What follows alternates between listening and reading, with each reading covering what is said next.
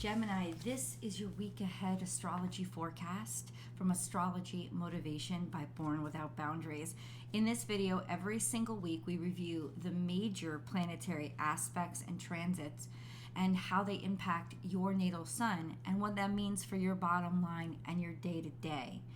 I will start off really big and broad with the stuff that everybody should know about, and then I'll focus down into the information that is Gemini specific, and then we'll go into the decans, which are groups of 10 degrees. Every zodiac sign has 3 of them, and astrologers break things down into these decans because it's within that 10-degree radius that really makes or breaks an aspect. An aspect is an angle that 2 planets form, and the relationship that ensues, or the energy that's generated because of that angle that's being formed between them. And with this, and in these angles, I'm using your sun as point 1 and the other planets as the other point to see what angle your sun is forming to these planets. So not all your suns are going to be forming the same angles. So in this video, you don't have to know anything but your birth date. That's all, because I can translate about where the birth date would fall based on where the degree, based on the degree of the sun. So based on the location of your natal sun, I can tell what aspect it's creating to another planet. They do not all natal suns are going to form the same aspect because they're not all on the same degree. For this video, you do not have to know anything but your birth date to enjoy it and understand it. But if you want the real specifics, then please go get your natal chart. That's easy to do. It's free, online, lots of websites do it, and you just have to plug in your birth date, your birth time, and your birth location in Gemini. It'll spit out your natal chart in a couple of seconds. But stick with me here right now, because if you don't have that information yet, you can get it later and you can still really enjoy this video. So let's start with the big stuff, shall we, Gemini? Just to reiterate, this is for the week of June 29th through July 5th, 2023. I've written everything down for you because that's how I get it into my head. The big stuff. So on the 1st of July, Neptune goes into retrograde. And Neptune going into retrograde can be really harsh, especially if it's in harsh angles to in harsh aspects to other planets. Not so much right now. It's got a long-term sextile to Pluto, which is actually quite extraordinary energy, which means this Neptune retrograde, the pulling back of the veil, if you will, the veil of our own self-deception, which to a certain degree we absolutely need. And that's why I've observed that when Neptune goes into retrograde, a lot of things can get very chaotic and people can be easily led by fear because they don't have that sort of meta global protection of their own sort of fantasy world, that buffer that escapism and fantasy can provide. Now, we can go to extremes with it too, and yes, you could argue that that's happened, but overall the general effect on humanity when Neptune goes into retrograde is they get a little bit more desperate. So there's big red flags if Neptune has some harsh interactions with other planets, but it doesn't now. It has a sextile to Pluto, which is actually really harmonious and productive. And so what this Neptune retrograde can really do, I think, is open up consciousness and psychic abilities a little bit more, pull down the veil that could be messages finally start to come through from the netherworld a lot more, especially if your natal sun is interacting with it, which we will get to. Then we have the full moon on the 3rd. This is a full moon in Capricorn, and it actually does impact you guys because it's in direct opposition to Mercury, which is conjunct the sun all week. So you're going to play Mercury, your ruling dignitary, is playing a major role in this full moon when it comes to, I feel, the information that can be distributed or seen or understood finally at that point after some secrets or emotions have been released with regards to Capricornian energy, which rules business and rules career and rules laws, rules, and regulations. So there could be some big news coming out. This full moon is also trying to both Jupiter and Uranus because of where it's placed in Taurus, because of where it sits in the dead center of Capricorn. And so trying to both Jupiter and Uranus means there's some major surprises that are coming out that is going to blow this stuff up. So I think this full moon is very revolutionary to reveal a lot of things and move things forward. It's quite necessary. And then the day later, the moon for a couple of hours is going to be conjunct to Pluto while it's sextile to Neptune, and that's a pretty intense interaction.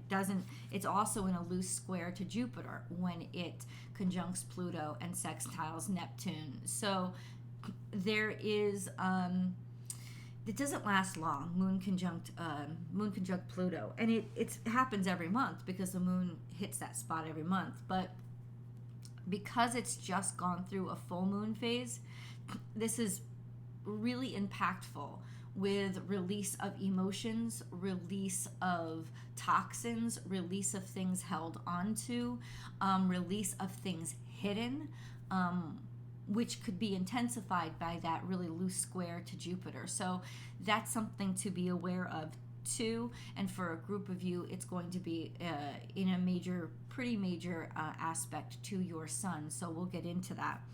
All week long, Mercury and the Sun are conjunct each other, which gives you guys, it will buff up the energy of your ability to speak and communicate and learn and grow and actually be seen and really want to talk more and be more social and be more public about things. All week long, Venus and Mars are still in a conjunction with a square to Uranus and a trine to Chiron, which says that there's healing going on with regards to our sexuality, our sensuality, our sexuality, even our romantic relationships, where we've learned, where trauma has led us to learn enough to not make the same mistakes again and again and again, to actually change and do something different. And this is a major switch when it comes, almost like a sexual revolution, when it comes right down to it. And then we have all week long Jupiter sextile Saturn, Jupiter sextile the Sun. So that's amazingly helpful energy because it says anything productive can happen, anything is possible. It gives the week an overall general optimistic and fortunate feeling and understanding. So there are really positive vibes spreading out there for this week. This week could be actually a whole hell of a lot of fun with a lot of surprises happening throughout it. Now let's focus down into Gemini energy. So for Gemini energy, I look to what's happening in the zodiac sign of Gemini, and then I also look to what's happening to Mercury, which we've already gone over a little bit because Mercury is very active this week and it's impacting us on a broad scale. There's nothing really big going on in the zodiac sign of Gemini. But Mercury, once again, is major. So we have Mercury in Cancer, and it's going to move between 5 and 18 degrees Cancer, and it's amazing how quickly Mercury moves. It moves between 5 and 18 degrees Cancer. It is conjunct the Sun all week, which leaves this really bright, sort of energized way to want to be heard, want to be seen, and for your communications to really come through and be successful. Mercury is also trine to Saturn for most of the week. Trine to Saturn, which means that when you speak, you have authority over what you say. There's a lot of discipline and control and maturity and experience behind your commentary. So that's actually really, really helpful.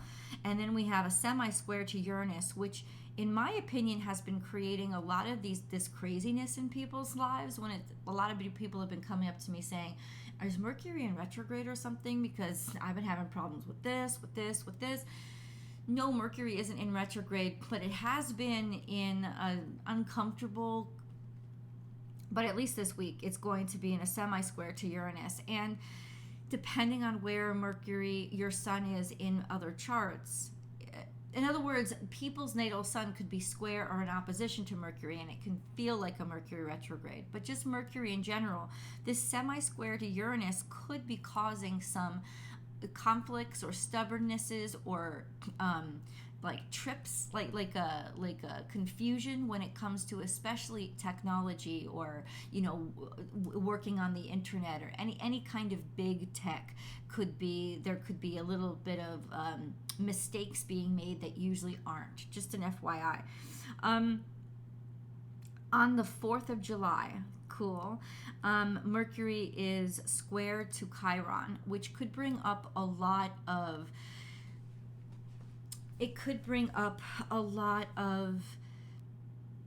like hurt and pain, that because of things that people have said before.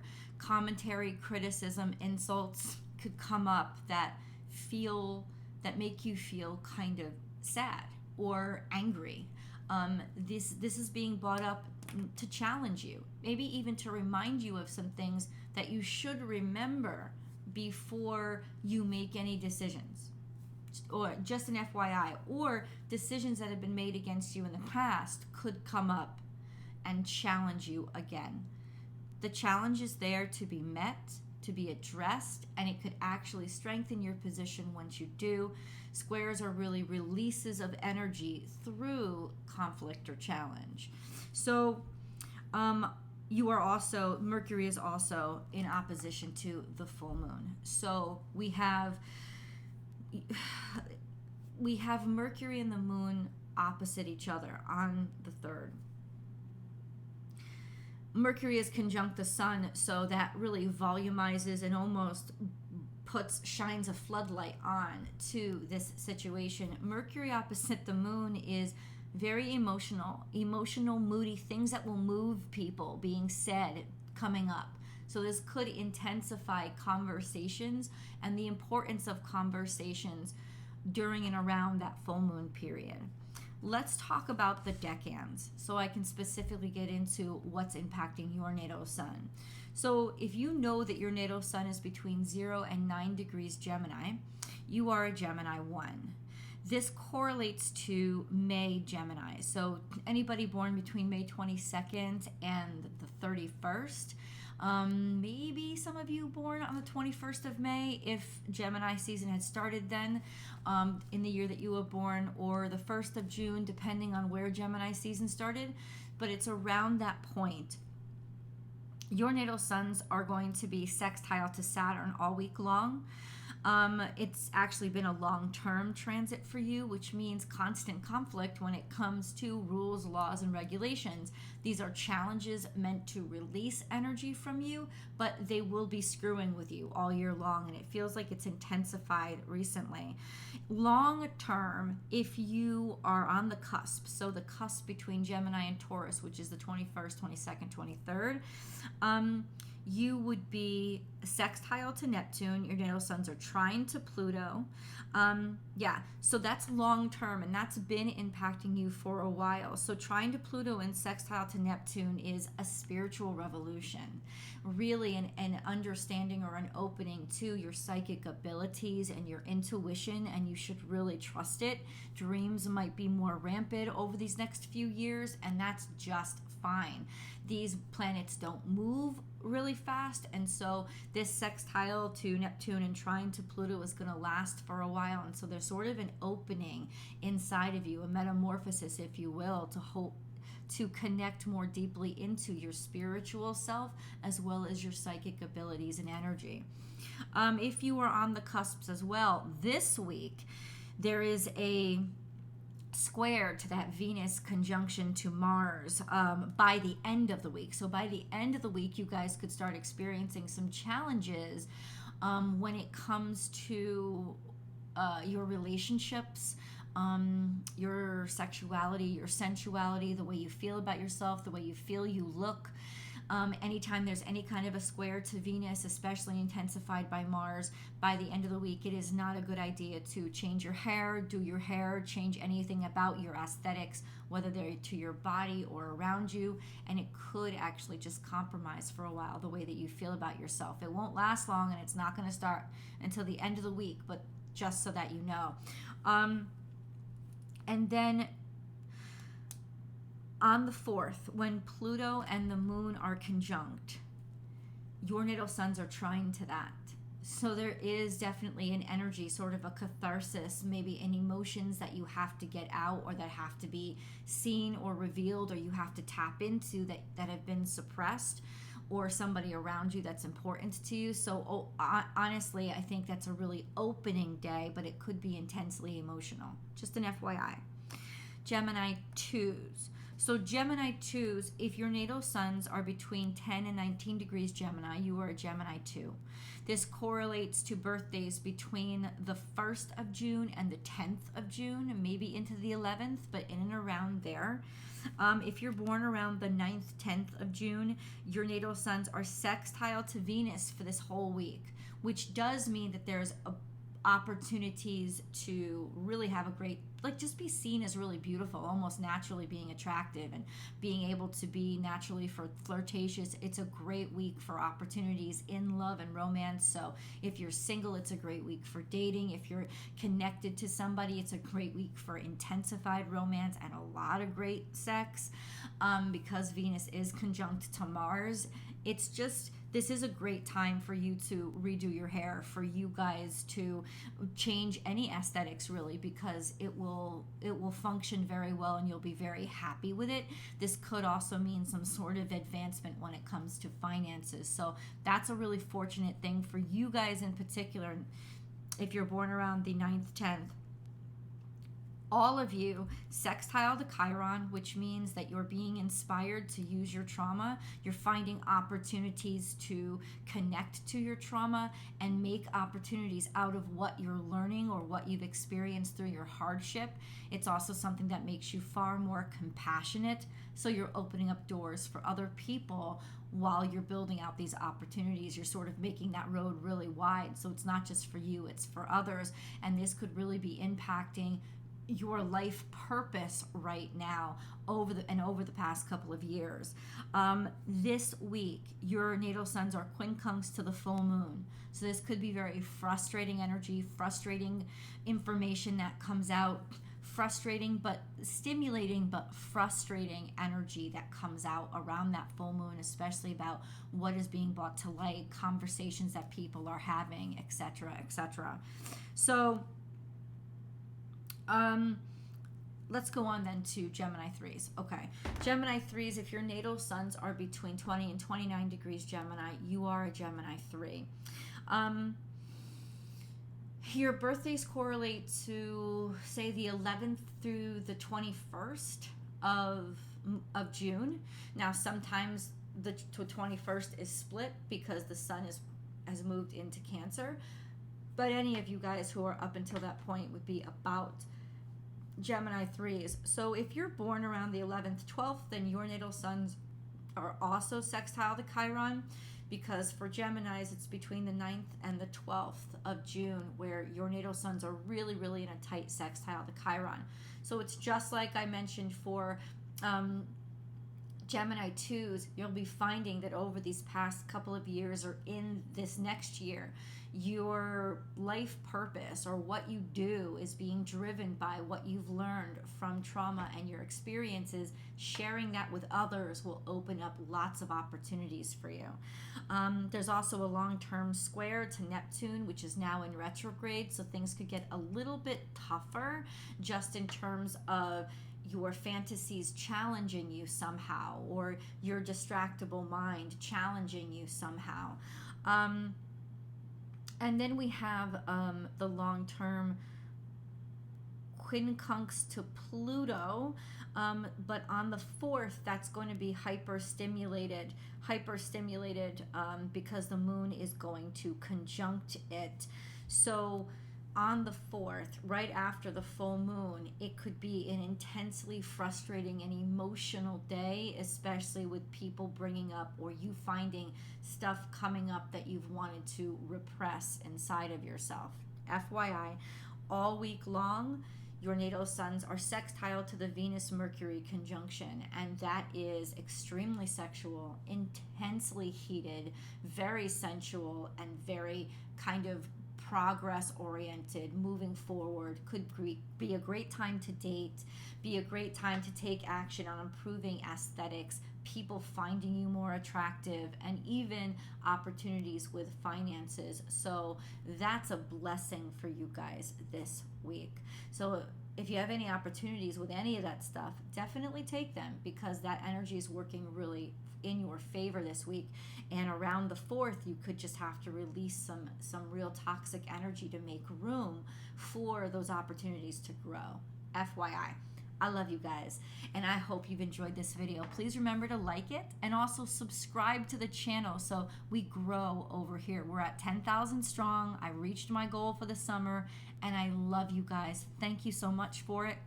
And come on over to Born Without Boundaries Tarot for your week ahead tarot card reading. I love you, and I'll see you in the videos. Bye, Gemini.